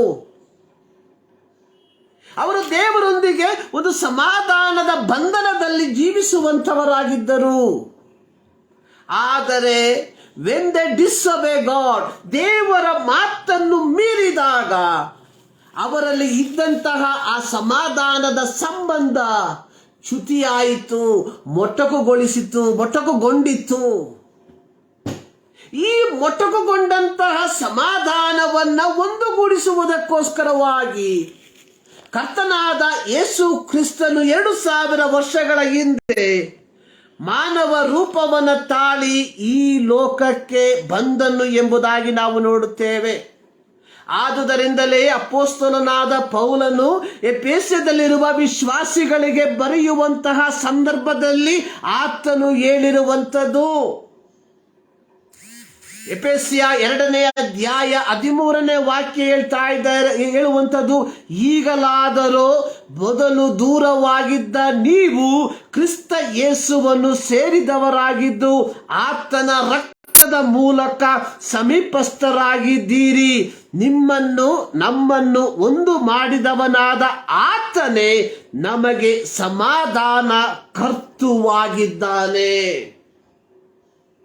ಹೋಸನ್ನ, ಲಾರ್ಡ್ ಸೇವ್ ಅಸ್, ಕರ್ತನೇ ರಕ್ಷಿಸು. ಯಾವುದರ ಮೂಲಕವಾಗಿ ಸಾಧ್ಯ? ಯೇಸು ಕ್ರಿಸ್ತನ ಶಿಲುಬೆಯ ಮರಣದ ಮೂಲಕವಾಗಿ ಮಾತ್ರ. ಇಲ್ಲಿ ಯೇಸು ಸ್ವಾಮಿ ಯೆರೂಸಲೇಮಿಗೆ ಪ್ರವೇಶಿಸುವಂಥದ್ದು ಕೇವಲ ಇಸ್ರಾಯೇಲರಿಗೆ ಒಂದು ಐಹಿಕವಾದ ರಾಜ್ಯವನ್ನ ಸ್ಥಾಪಿಸುವುದಕ್ಕೋಸ್ಕರವಾಗಿ ಮಾತ್ರವಲ್ಲ. ಯೋಹಾನ 3:16 ಹೇಳ್ತಾ ಇದೆ, god so love the world, ದೇವರು ಲೋಕದ ಮೇಲೆ ಎಷ್ಟೋ ಪ್ರೀತಿಯನ್ನಿಟ್ಟು ತನ್ನ ಒಬ್ಬನೇ ಮಗನನ್ನು ಕಳುಹಿಸಿಕೊಟ್ಟನು. ಆತನನ್ನು ನಂಬುವ ಒಬ್ಬರಾದರೂ ನಾಶವಾಗದೆ ಎಲ್ಲರೂ ನಿತ್ಯತ್ವವನ್ನು ಪಡೆದುಕೊಳ್ಳಬೇಕೆಂಬುದಾಗಿ ಆತನನ್ನು ಕೊಟ್ಟನು. ಆ ನಿತ್ಯತ್ವ ನಮ್ಮ ಜೀವಿತದಲ್ಲಿ ಬಾಧ್ಯವಾಗಬೇಕಾದರೆ ನಾವು ಕರೆಯಬೇಕಾಗಿರುವಂಥದ್ದು ಹೋಸಿಯಾನ, ಹೋಸನ್ನ, ಕರ್ತನೇ ರಕ್ಷಿಸು. ಯೇಸು ಸ್ವಾಮಿ ಪುನರುತ್ಥಾನ ಹೊಂದಿದ ನಂತರವಾಗಿ ಪಂಚಾಶತಮ ದಿನದಲ್ಲಿ ಪವಿತ್ರಾತ್ಮನು ಇಳಿದು ಬಂದು ಕೂಡಿ ಬಂದಂತಹ ಶಿಷ್ಯರುಗಳು ಪವಿತ್ರಾತ್ಮ ಭರಿತರಾಗಿ ಅನ್ಯ ಭಾಷೆಗಳಲ್ಲಿ ದೇವರನ್ನು ಆರಾಧಿಸಿ ತದನಂತರವಾಗಿ ಅವರು ಧೈರ್ಯದಿಂದ ಈ ಶುಭ ವರ್ತಮಾನವನ್ನು ಸಾರುವುದಕ್ಕೆ ಪ್ರಾರಂಭಿಸಿದರು. ಅಲ್ಲಿ ಪೌಲನು ಮಾಡುವಂತಹ ಪ್ರಸಂಗ ಅನ್ನುವಂಥದ್ದು, ಬರಬೇಕಾದ ರಕ್ಷಣೆ ಇನ್ನಾರಲ್ಲಿಯೂ ಸಿಕ್ಕುವುದಿಲ್ಲ, ಆ ಹೆಸರಿನಿಂದಲೇ ಹೊರತು ಆಕಾಶದ ಕೆಳಗೆ ಮನುಷ್ಯರೊಳಗೆ ಕೊಡಲ್ಪಟ್ಟಿರುವ ಬೇರೆ ಯಾವ ಹೆಸರಿನಿಂದಲೂ ನಮಗೆ ರಕ್ಷಣೆಯಾಗುವುದಿಲ್ಲ. ಓಸಿಯಾನ, ಲಾರ್ಡ್ ಸೇವ್ ಅಸ್. ನಮಗೆ ರಕ್ಷಣೆಯಾಗುವಂಥದ್ದು ಬೆಳ್ಳಿ, ಬಂಗಾರ ಮೊದಲಾದ ನಶಿಸಿ ಹೋಗುವಂತಹ ವಸ್ತುಗಳಿಂದಲ್ಲ, ಕ್ರಿಸ್ತನ ರಕ್ತದ ಮೂಲಕವಾಗಿಯೇ. ಈ ಒಂದು ಕಾರ್ಯಕ್ಕೋಸ್ಕರವಾಗಿ ದೇವರಿಂದ ದೂರ ಹೋಗಿರುವಂತಹ, ದೇವರೊಂದಿಗೆ ಸಮಾಧಾನವನ್ನ ನಷ್ಟಪಡಿಸಿಕೊಂಡಿರುವಂತಹ ಜನರನ್ನ ದೇವರೊಂದಿಗೆ ಒಂದುಗೂಡಿಸುವುದಕ್ಕೋಸ್ಕರವಾಗಿ ಎಫೆಸದಲ್ಲಿ ಪೌಲನು ಹೇಳಿರುವ ಪ್ರಕಾರವಾಗಿ ದೂರವಾಗಿದ್ದ ನಮ್ಮನ್ನ ದೇವರೊಂದಿಗೆ ಒಂದುಗೂಡಿಸುವುದಕ್ಕೆ ಆತನು ಸಮಾಧಾನ ಕರ್ತನಾಗಿ ಇಳಿದು ಬಂದಿದ್ದಾನೆ. ಆದುದರಿಂದಲೇ ಯೆಶಾಯನ ಪ್ರವಾದನ ಗ್ರಂಥ 9ನೇ ಅಧ್ಯಾಯದಲ್ಲಿ ಯೆಶಾಯ ಪ್ರವಾದನ ರೂಪದಲ್ಲಿ ಆ ಮಸೀಯನಿಗೆ ಹೆಸರನ್ನ ಹೇಳುವಂತಹ ಸಂದರ್ಭದಲ್ಲಿ ಹೇಳಿದಂತಹ ಒಂದು ಹೆಸರು, ಆತನು ಸಮಾಧಾನ ಪ್ರಭು, ದ ಪ್ರಿನ್ಸ್ ಆಫ್ ಪೀಸ್. ಈ ಸಮಾಧಾನ ಪ್ರಭುವಿನ ಶಿಷ್ಯರಾಗಿರುವ ಮಕ್ಕಳಾಗಿರುವ ನಾವುಗಳು ಇತರರನ್ನ ಈ ಸಮಾಧಾನದ ಮಾರ್ಗಕ್ಕೆ ನಡೆಸುವಂತವರಾಗಿದ್ದೇವ ಎಂಬುವಂಥದ್ದನ್ನ ಒಂದು ಸಾರಿ ಅವಲೋಕಿಸಬೇಕಾಗಿರುವಂಥದ್ದು ಬಹಳ ಪ್ರಾಮುಖ್ಯವಾಗಿರುವಂತಹ ಒಂದು ಕಾರ್ಯ. ಯೇಸು ಸ್ವಾಮಿ ಪರ್ವತ ಪ್ರಸಂಗದಲ್ಲಿ ಮಾಡಿದಂತಹ ಆ ಒಂದು ಮತ್ತಾಯನ ಸುವಾರ್ತೆ 5ನೇ ಅಧ್ಯಾಯದ ಅದರ 9ನೇ ವಾಕ್ಯದಲ್ಲಿ ಯೇಸು ಸ್ವಾಮಿ ಹೇಳಿರುವಂಥದ್ದು, ಸಮಾಧಾನ ಪಡಿಸುವವರು ಧನ್ಯರು, ಅವರು ದೇವರ ಮಕ್ಕಳು ಅನಿಸಿಕೊಳ್ಳುವರು. ದೀಕ್ಷಾಸ್ಥಾನವನ್ನು ತೆಗೆದುಕೊಂಡಂತವನಲ್ಲ ದೇವರ ಮಗ, ಕಾಣಿಕೆಯನ್ನ ಕೊಡುವಂತವನಲ್ಲ ದೇವರ ಮಗ, ಸಭೆಗೆ ಹೋಗುವಂತವನಲ್ಲ ದೇವರ ಮಗ. ಯಾರು ದೇವರ ಮಗ? ಸಮಾಧಾನ ಪಡಿಸುವಂಥವನು. ಅಂದ್ರೆ ಈ ಸಮಾಧಾನದ ಸದ್ವರ್ತಮಾನವನ್ನ, ಏನು ಸಮಾಧಾನ ಅನ್ನುವಂಥದ್ದು? ಪಾಪ ಮನುಷ್ಯನನ್ನ ದೇವರಿಂದ ಬೇರ್ಪಡಿಸಿರುವಾಗ ದೇವರೊಟ್ಟಿಗೆ ಒಂದಾಗಿ ಮಾಡುವಂತಹ ಈ ಸಮಾಧಾನದ ಸದ್ವರ್ತಮಾನವನ್ನು ತಿಳಿಯಪಡಿಸುವಂತವನೇ ದೇವರ ಮಗ. ಯೇಸು ಸ್ವಾಮಿ ಯೆರೂಸಲೇಮಿನ ಪ್ರವೇಶ ನಾವು ನೋಡುವಂಥದ್ದು. ಅಲ್ಲಿ ಕೂಡಿ ಬಂದಂತಹ ಜನರು ಒಂದು ಐಹಿಕ ರಾಜ್ಯಕ್ಕೋಸ್ಕರವಾಗಿ ಅವರು ಎದುರು ನೋಡುವವರಾಗಿ ಅವರು ಕೂಗುವಂಥದ್ದು, ಹೊಸನ್ನ, ಕರ್ತನ ಹೆಸರಿನಲ್ಲಿ ಬರುವವನಿಗೆ ಆಶೀರ್ವಾದ. ಪ್ರಿಯರೇ, ಇಂದು ಗರಿಗಳ ಹಬ್ಬವನ್ನ ಎಲ್ಲ ಮೇನ್ಲೆ ಸಭೆಗಳು ಆಚರಿಸುವಂತಹ ಈ ಸಂದರ್ಭಗಳಲ್ಲಿ ಕೆಲವು ಗುಂಪು ಇದ್ದ ಯಾವುದಕ್ಕೂ ಸೇರದ ಒಂದು ಗುಂಪು,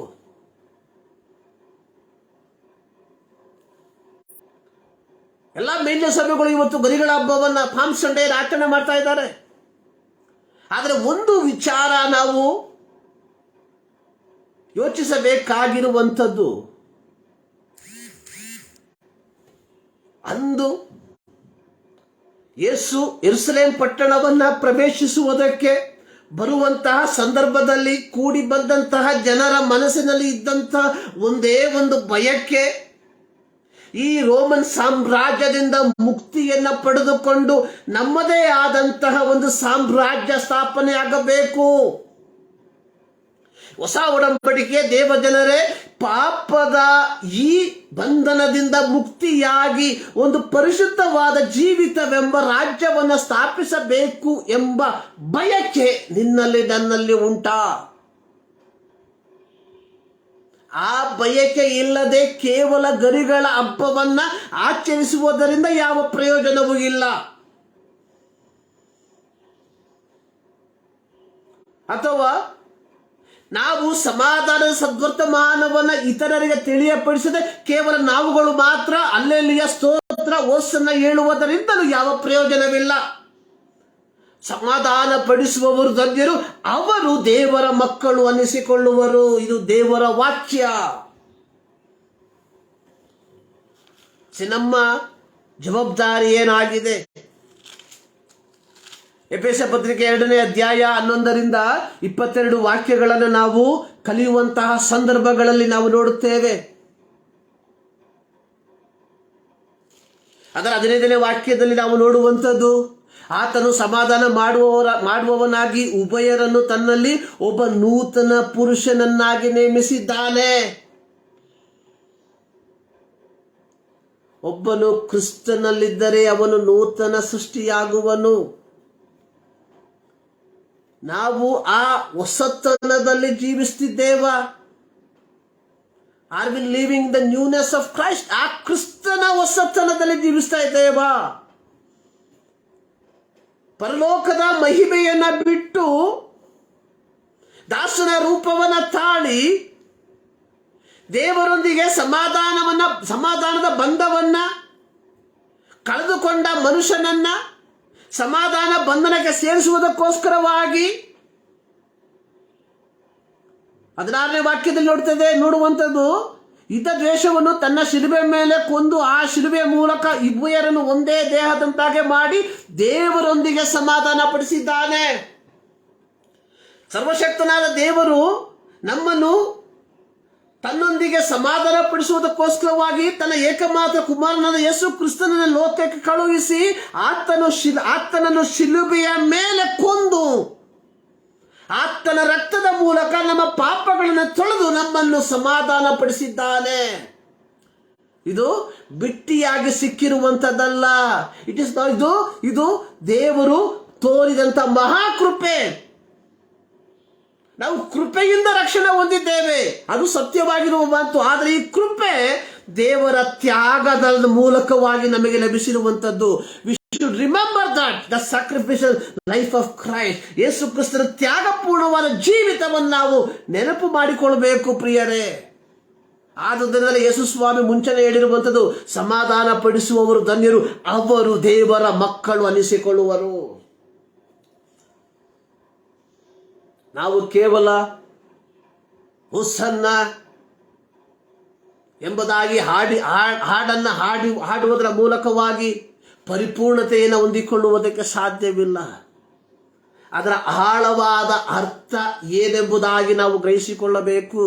ಹೊಸನ್ನ, ಲಾರ್ಡ್ ಸೇವ್ ಅಸ್, ಕರ್ತನೇ ರಕ್ಷಿಸು. ಯಾವ ಮೂಲಕವಾಗಿ? ಕ್ರಿಸ್ತನ ತ್ಯಾಗಪೂರ್ಣವಾದ ಮರಣದ ಮೂಲಕವಾಗಿ. ಬರಲಿರುವ ಶುಕ್ರವಾರ ಯೇಸು ಕ್ರಿಸ್ತನ ಶಿಲುಬೆಯಲ್ಲಿ ಹೇಳಿದಂಥ 7 ಸಪ್ತ ಸ್ವರಗಳನ್ನು ನಾವು ಧ್ಯಾನ ಮಾಡ್ತೇವೆ. ಪ್ರತಿಯೊಂದು ಸ್ವರಗಳಿಗೆ, ಪ್ರತಿಯೊಂದು ಮಾತುಗಳಿಗೆ ಅದರ ಆತ್ಮಿಕ ಅರ್ಥ ಏನೆಂಬುದಾಗಿ ನಾವು ಗ್ರಹಿಸಿಕೊಳ್ಳಬೇಕು ಪ್ರಿಯರೇ. ಕೇವಲ ಪ್ರತಿ ವರ್ಷ ವಾಡಿಕೆಯೋಪಾದಿಯಲ್ಲಿ ಇವುಗಳನ್ನು ಧ್ಯಾನ ಮಾಡಿ ಹೋಗುವಂಥದ್ದಲ್ಲ. ವಿ ಶುಡ್ ರಿಮೆಂಬರ್, ನಮ್ಮನ್ನು ಸಮಾಧಾನ ಪಡಿಸುವುದಕ್ಕೋಸ್ಕರವಾಗಿ. ಆದುದರಿಂದಲೇ ಇದೇ ಪೌಲನು ರೋಮ ಪತ್ರಿಕೆ 5ನೇ ಅಧ್ಯಾಯದಲ್ಲಿ ಆತನು ಹೇಳುವಂಥದ್ದು, ಹೀಗಿರಲಾಗಿ ನಾವು ನಂಬಿಕೆಯಿಂದ ನೀತಿವಂತರಾದ ಕಾರಣ ನಮ್ಮ ಕರ್ತನಾದ ಯೇಸು ಕ್ರಿಸ್ತನ ಮೂಲಕ ದೇವರೊಂದಿಗೆ ಉಂಟಾದ ಸಮಾಧಾನದಲ್ಲಿ ಇರೋಣ. ಸಿನ್, ಪಾಪ ನಮ್ಮನ್ನು ದೇವರೊಂದಿಗೆ ಇರುವ ಸಂಬಂಧದಿಂದ, ಸಮಾಧಾನದ ಬಂಧನದಿಂದ ನಮ್ಮನ್ನು ಬೇರ್ಪಡಿಸುವಂಥದ್ದಾಗಿದೆ. You have to remember that. ಯೋಚನೆ ಮಾಡಿ, you have to remember that. The sin will separate from the peace of God. ದೇವರ ಸಮಾಧಾನದ ಬಂಧನದಿಂದ ಪಾಪ ನಮ್ಮನ್ನು ಬೇರ್ಪಡಿಸುವಂಥದ್ದಾಗಿದೆ. ಆದುದರಿಂದಲೇ ಇದೇ ರೋಮ ಪತ್ರಿಕೆಯಲ್ಲಿ ನಾವು ಅದೇ 5ನೇ ಅಧ್ಯಾಯದಲ್ಲಿ ನಾವು ನೋಡಿದ್ವಿ, ನಾವು ದೇವರಿಗೆ ಏನಾಗಿದ್ವಿ? ವೈರಿಗಳಾಗಿದ್ವಿ. 10ನೇ ವಾಕ್ಯ, ದೇವರಿಗೆ ವೈರಿಗಳಾಗಿದ್ವಿ. ಹೌ? ಥ್ರೂ ಸಿನ್. ಈ ಮುಂಜಾನೆಯಲ್ಲಿ 1 ನಿಮಿಷ ಯೋಚನೆ ಮಾಡೋಣ. ನಾವು ದೇವರಿಗೆ ವೈರಿಗಳಾಗಿದ್ದೇವಾ ಅಥವಾ ದೇವರೊಂದಿಗೆ ಸಮಾಧಾನದ ಬಂಧದಲ್ಲಿ ನಾವು ಜೀವಿಸುತ್ತಿದ್ದೇವಾ? ಈ ಗರಿಗಳ ಹಬ್ಬದ ಭಾನುವಾರ, ಈ ಓಸನ್ನ ಭಾನುವಾರ ಕೇವಲ ವಾಡಿಕೆಯ ಒಂದು ಆಚರಣೆಯಾಗಿ ಮಾರ್ಪಡದೆ, ನನ್ನ ವೈಯಕ್ತಿಕ ಜೀವಿತದಲ್ಲಿ ನಾನು ದೇವರೊಂದಿಗೆ, ದೇವರು ನನಗೆ ಕೊಟ್ಟಿದ್ದಂಥ ಸಮಾಧಾನದ ಬಂಧನದಲ್ಲಿ ನಾನು ಜೀವಿಸುತ್ತಿದ್ದೇನೆ ಎಂಬ ಸ್ವಪರೀಕ್ಷೆಯೊಂದಿಗೆ ನಾವು ಮುಂದಕ್ಕೆ ಜೀವಿಸುವ ಈ ವಾಕ್ಯಗಳ ಮೂಲಕ ದೇವರು ನಿಮ್ಮೆಲ್ಲರನ್ನ ಧಾರಾಳವಾಗಿ ಆಶೀರ್ವದಿಸಲಿ. ಪ್ರಾರ್ಥನೆ ಮಾಡುವ. ಭೂಮಿ ಆಕಾಶವನ್ನು ಉಂಟು ಮಾಡಿರುವ ನಮ್ಮ ಪ್ರೀತಿಯ ತಂದೆಯಾದ ದೇವರೇ, ಮತ್ತೊಂದಾವರ್ತಿ ನಿಮ್ಮ ಸನ್ನಿಧಾನಕ್ಕೆ ನಾವು ಸೇರಿ ಬರ್ತಾ ಇದ್ದೇವೆ. ನಿಮ್ಮ ವಾಕ್ಯದ ರಹಸ್ಯಗಳನ್ನು, ಗುಡಾರ್ಥಗಳನ್ನು ತಿಳಿಯಪಡಿಸಿದ್ದಕ್ಕಾಗಿ ನಿಮಗೆ ಸ್ತೋತ್ರ. ಹೌದು ಕರ್ತನೆ, ಪಾಪದ ಮೂಲಕ ದೇವರಿಗೆ ವೈರಿಗಳಾಗಿದ್ದ ನಮ್ಮನ್ನ ಯೇಸು ಕ್ರಿಸ್ತನ ರಕ್ತದ ಮೂಲಕ ಸಮಾಧಾನ ಪಡಿಸಿ ಆ ಸಮಾಧಾನದ ಬಂಧನದಲ್ಲಿ ನಮ್ಮನ್ನು ಇರಿಸಿದ್ದಕ್ಕಾಗಿ ನಾವು ನಿಮಗೆ ವಂದನೆಯನ್ನು ಸಲ್ಲಿಸ್ತಾ ಇದ್ದೇವೆ. ನಮ್ಮ ಮುಂದಿರುವಂತಹ ಒಂದೊಂದು ಜೀವಿಸಗಳು ಕರ್ತನೆ, ಆ ಸಮಾಧಾನದ ಬಂಧನದಲ್ಲಿ ಮುಂದಕ್ಕೆ ಹೋಗುವಂತೆ ಕೃಪೆ ಮಾಡು. ಪ್ರಾರ್ಥನೆಗಳಿದ್ದಕ್ಕಾಗಿ ಸ್ತೋತ್ರ. ಯೇಸು ಕ್ರಿಸ್ತನ ನಾಮದಲ್ಲಿ ಬೇಡುತ್ತೇವೆ ನಮ್ಮ ಪ್ರೀತಿಯ ತಂದೆ. ನಮ್ಮ ಕರ್ತನಾದ ಯೇಸು ಕ್ರಿಸ್ತನ ಕೃಪೆ, ತಂದೆಯಾದ ದೇವರ ಪ್ರೀತಿ, ಪವಿತ್ರಾತ್ಮನ ನ್ಯೂನತೆ ನಮ್ಮೆಲ್ಲರ ಸಂಗಡ ಇಂದಿನಿಂದ ಸದಾ ಕಾಲವೂ ನೆಲೆಯಾಗಿರಲಿ. ಆಮೀನ್. ಸರ್ವಶಕ್ತನಾದ ದೇವರು ನಿಮ್ಮೆಲ್ಲರನ್ನ ಧಾರಾಳವಾಗಿ ಆಶೀರ್ವದಿಸಲಿ.